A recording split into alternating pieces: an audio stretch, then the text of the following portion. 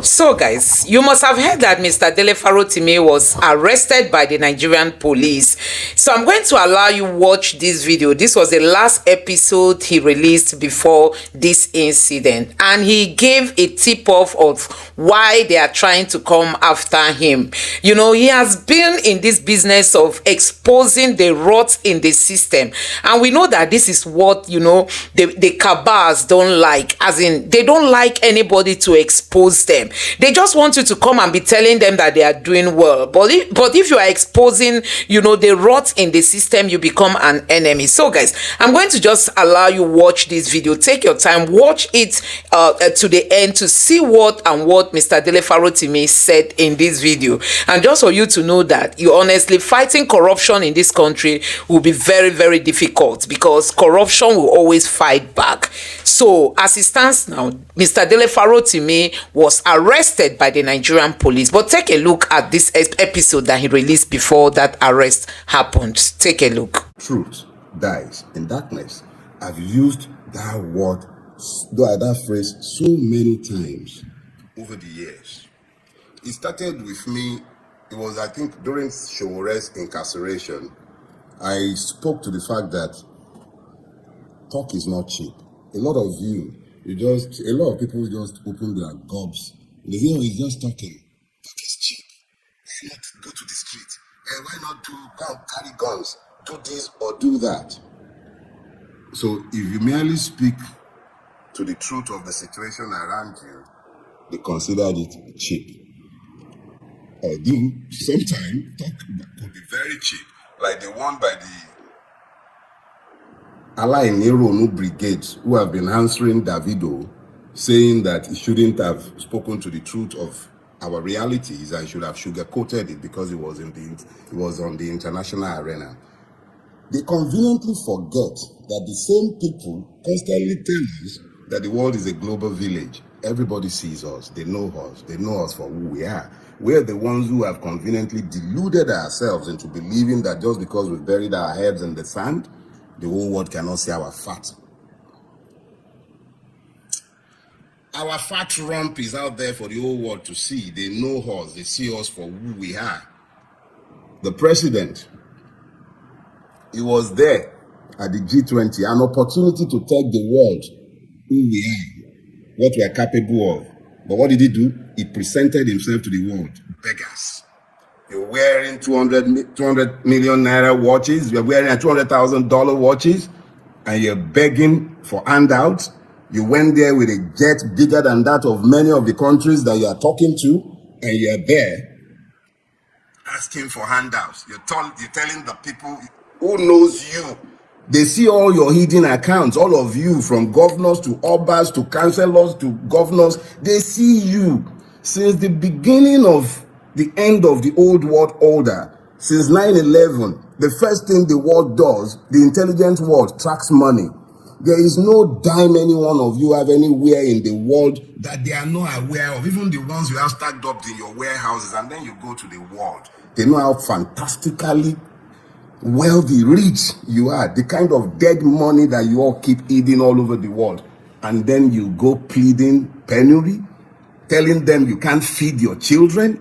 They know how you gorge on caviar, how you buy the most expensive things in the world, and then you go to them begging. I recall the anecdote from my own generation where Babangida Ibrahim went to beg Thatcher and the West for debt forgiveness. And then she pointed at his watch. He was wearing a very rare, very, very rare Rolex. What was Thatcher wearing? Probably some basic thing that didn't speak to insane gathering of wealth. But we went begging. I will not be derailed this morning. The point I'm making is the truth might be an offense, but it is not a sin. When you are told the objective truth of your reality, assess the truth you have been told. Embrace the reality of that truth and then work to change it if you don't like it. Now, what is the truth? You see, the amazing thing about the truth is that the era of the truth knows that it is the truth, even when it is revelatory truth. So the truth really does not require much by way of definition. Me and you, we know the truth. Truth must be distinguished from facts. Facts might change. Facts might evolve. Even truth might become even evolutionary in its revelation. But the point I'm making to you is the truth does not require any definition. But if you want to take it a little deeper, the truth is God. How about that? And I'll tell you why I say the truth is God. There is an immortal nature to the truth. The truth simply is immortal. If it is true today, it is true in 1,000 years from now. Facts may change. The truth does not change. It might become revelatory, and you might find more and more layers to the same truth. That is the essential nature of truth. But why is it that unconscionable men always hate the truth? It is the immortal nature of truth that irritates the demons in them. All men, regardless of how powerful or rich we might become, we are mere mortals, creatures in time. We will die someday, whether that be now or in 100 years' time. Each and every one of you alive and hearing me in this moment would all be dead in 100 years' time.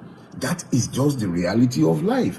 But the truth that I might speak today would live for an eternity, because it is simply the truth. It endures in the God Almighty, the ultimate author of the truth. So here is the thing with you demons who get irritated when I speak. I am not a saint. I am imperfect. I am completely given to my carnality like each and every one of you. But unfortunately for you, I have an incurable inability to see the truth that affects us as a people and find an inability to speak it. That's my offense. But the truth that I speak, they're not mine. They're simply the words that have been given to me to speak to you. Let me remind you, and I'll say this, I would explain this by giving you not an anecdote, but something that happened between myself and my PA. So I asked my PA, about I think a couple of years back, why do you struggle to repost my Facebook posts on the anniversary of those posts? And she went and said, but you've repeated them for years. I said, no, there is a reason why I do this. And I will explain the reason to each and every one of you today. Sometimes, when you live in an environment as evil as the one that we have created in Nigeria, you have a duty to establish the truth. In establishing the truth, you repeat it. You say it repeatedly. In the face of the opposition to that truth, you continue to speak it. Now, if I told you something 8 years ago when I became active on Facebook, if I told you with absolute clarity that this is what you are doing and this is what would happen, and these things are happening in my lifetime and you're here to see it, and I keep saying these things to you over and over, and you continue to refuse to listen, I have a duty to stand as a witness against each and every one of the reprobates in high offices, in low offices, myself and my friend included. I have a duty to speak that truth, or I become as convicted as you all are in the evil that has overtaken us. So if the truth I speak irritate the demon in you, die. Because I ain't gonna stop until I die. But you know what? Even long after I am dead, the truths I have spoken will live. Even when my bones have turned to dust, The truth I have been given to speak, they will leave. So let me be clear about something. The truth does not die in darkness. The truth cannot be killed. Even when you kill the truth teller, let us be clear about something. See, when you bury the truth, all that you succeed in doing is to plant a seed. If you then make the error of offering martyrdom to the truth teller, what you guarantee is are your own hands. Each and every one of you.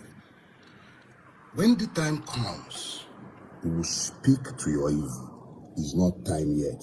But let me explain something to you about the nature of truth.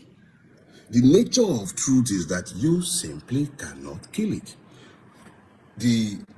I think it's the Washington Post has as its motto, democracy dies in darkness.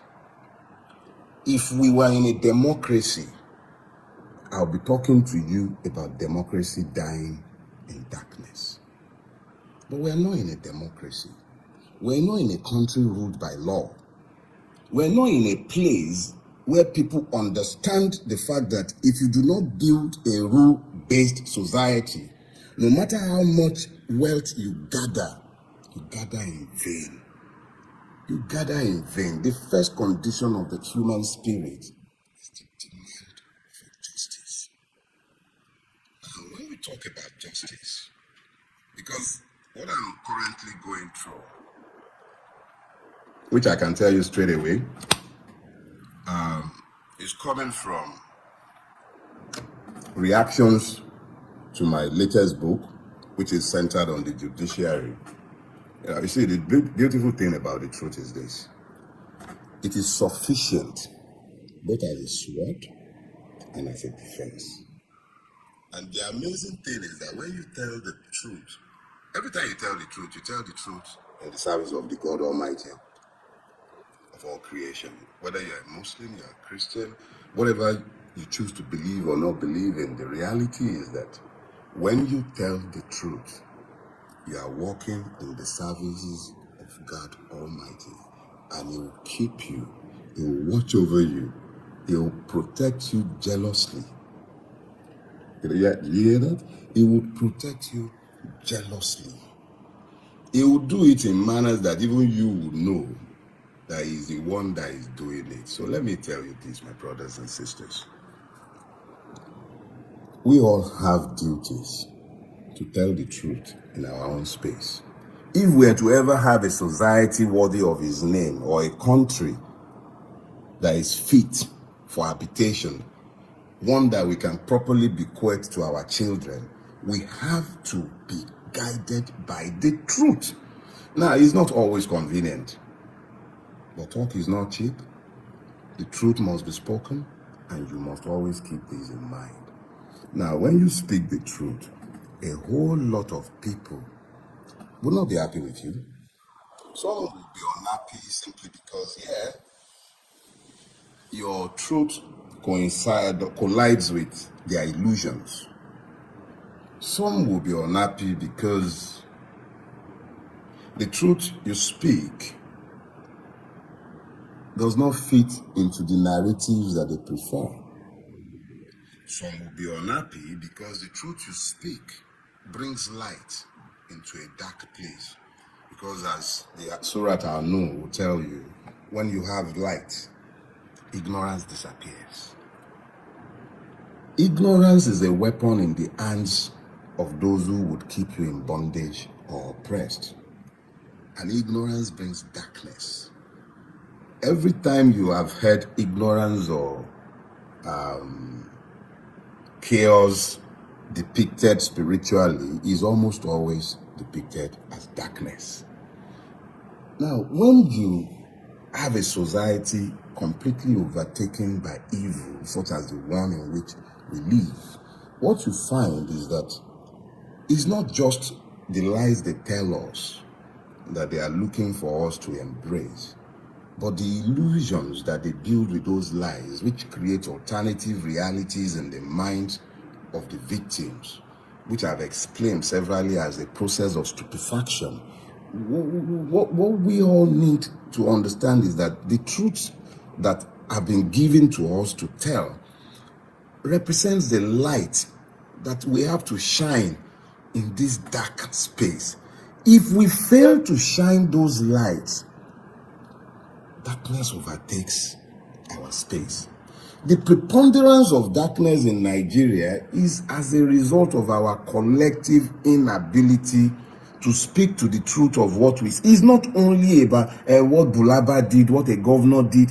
What about what you did? What about what the next man did? What about what you did that affected your neighbors? What about what the powerful man that you serve did and you helped him to do?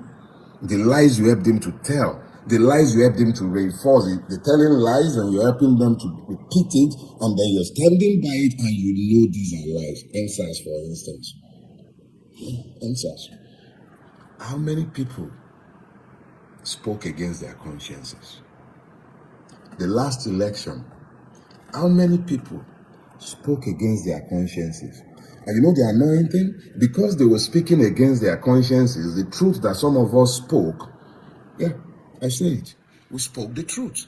The truth that we spoke annoyed the demons in them. And because it annoyed the demons in them, they must silence me. What for? So let's be clear about something. I will not be silenced.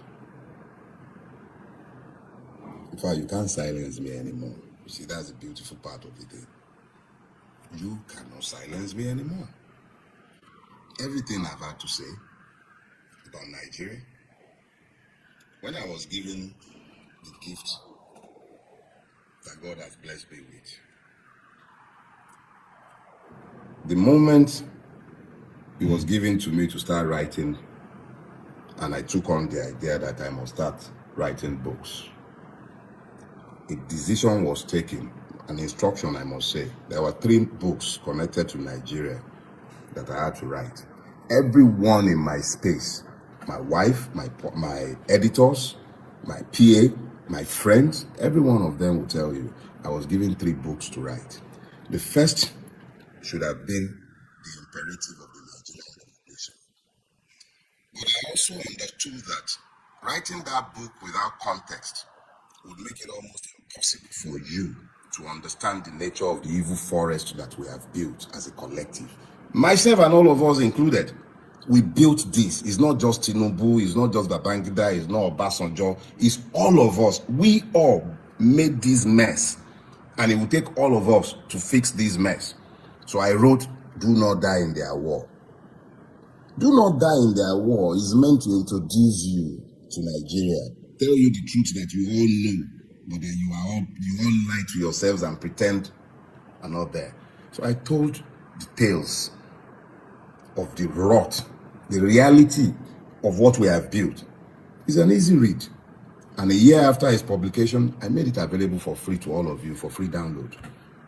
Do Not Die in Their War. Go to my website, delefarotimi.com. Download it for free. It's meant to help you begin to prepare for what was to come, and that was the imperative of the Nigerian Revolution. I made it clear to you in the imperative of the Nigerian Revolution that the only way we can get out of the mess we are in is if we acted as a collective, have common ground and common purpose, and then walk, because you can't do this by carrying guns. You won't. The system is happy when you carry guns. Work together to become citizens. That is what I said in the imperative of the Nigerian Revolution. I further broke it down in that book. I said we will take the electoral part, and when the system inevitably refuses to honor our rights as citizens, we should take to the streets. The reasons why that was impossible in 2023 is obvious to all of us. We could not act together as one. Simple. So, we're back where we are. The third in that trilogy is the one that is causing the katakata for some people. They want to bamba. No problem. They are not bambaing with Dele Farotimi. It's not me. If you're looking at me and you think I'm the one you are fighting, you don't follow. In fact, all your intelligence is stupidity of the highest order. You are not fighting Dele Farotimi. Who am I? Who am I? Just like my mentor, Chibayo Adebanjo, once told Abacha, one bullet. You don't need more than that, but God will give you two. And you and I know. Even your marabouts don't tell you. Now, I know they hear. They are not fighting Dele Farotimi. Are too small. Are too small. Are too small. Money I not get with any one of you. I barely survive. And I thank God for his grace. I'm just a contented man. I'm not a wealthy man. I am blessed. But not be me on a the fight. You are fighting God. If you don't know it before, make I tell on her. God is tired of all of your madness. Do you hear that? You are not fighting me. I don't have a God complex. That's not what I'm telling you. If you are so stupid that you can't get it into your stupid heads, whether the ones with gray hairs or the ones that are bald-headed and stupid, you're not fighting me. It's not me. Who am I? Who you be? Where you go? Who I be? What have you take fight you? The one that has been busy running kitty kata kata from a kitty up and down the place, you want to carry me to do what? You go chop me if you carry me. When you are done carrying me, what would you do? You eat me. But before you go even catch me, you said go try. Do you understand? When I am properly required by law, I shall be there. None of honor. Let me be clear. You've hounded some people and they've taken it to exile. I'm going nowhere. We'll stay here together. This is the land of my birth. I will run nowhere for any one of you. The truth is sufficient as a weapon and it is sufficient as a shield. That is God. So be clear. You're not fighting Dele Farotimi. The day I step out of line, I then employ lies in my advocacy, in my fight against your decadent system, then you have an edge. But I told you years ago, the truth is the only silver bullet by which the monster called Nigeria might be killed. Let me be clear. I will never employ lies against you. I will never ever do anything for self-aggrandizement in my fight against you, but I will defeat you. In fact, you have been defeated, each and every one of you. The truth is the one thing that you can never ever defeat. Go watch Leonidas and 300 again. You know why they could not defeat Leonidas until treachery came? It's a narrow pass. Every time you argue against the truth, you lose. And for the traitors, those who come into the public space and speak as saints, pretending to champion the people's cause, even when you have betrayed their trust. I see you, and I know you. I know your role. Yeah, I know your roles in this, but you're already defeated. Keep that in mind. I know one thing as well. As sure as God lives, you will also receive your judgment for what you have done with this conspiracy. Now, I am constrained. I will not speak to certain things today. I am constrained. But in due course, a lot of you will understand better. Let me suffice to say that the truth does not die in darkness. The truth cannot even be covered. The truth cannot be covered. You cover it, it blots out. Truth does not die in darkness. It might be covered for a season. And then, remember what Chief Awolowo said, and I think he was paraphrasing someone as well. After the darkest night comes the glorious dawn.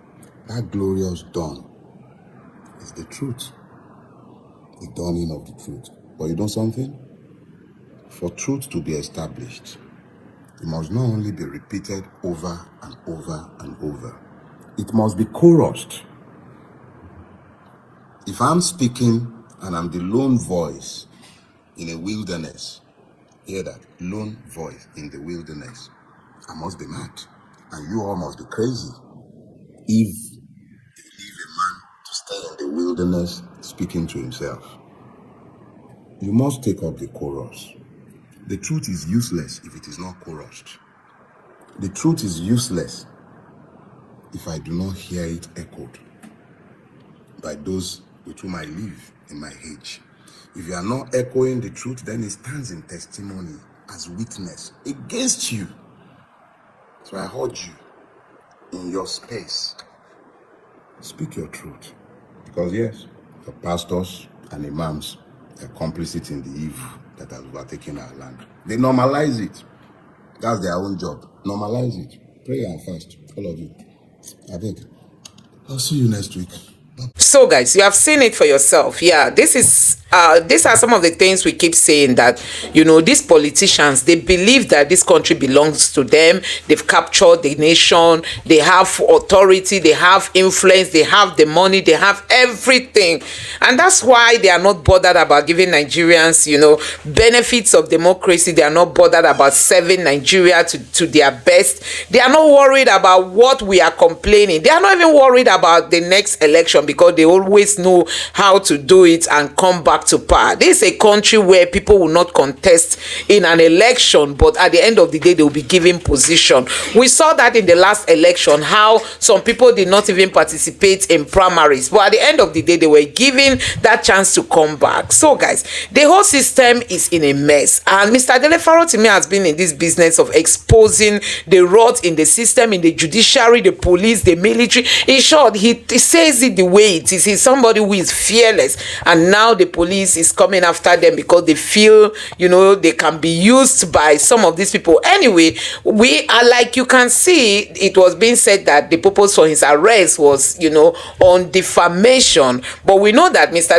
Dele Farotimi is also a lawyer, is somebody who is careful in calling out names. He only goes after public servants. I mean, people who are public servants, who the Nigerian people have the right to criticize them when they are doing wrong.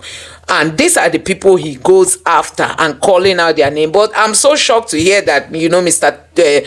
Tony Elumelu is the one, for whom the police is trying to arrest Mr. Dele Farotimi. So guys, these are some of the things we keep saying about this country, that the rule of law is something else, and some of these are institutions like the police, the military, and all that. They don't follow the rule of law. Some of them take laws into their hands. Anyway, in the coming days, we are going to be getting more information as regards to his arrest, and we are going to keep you guys updated. Let me know what you think about all this in the comment section below. Please don't forget to subscribe to the channel, turn on the notification bell. Please give this video a like so that YouTube can recommend it to others, and drop your thoughts in the comment section below.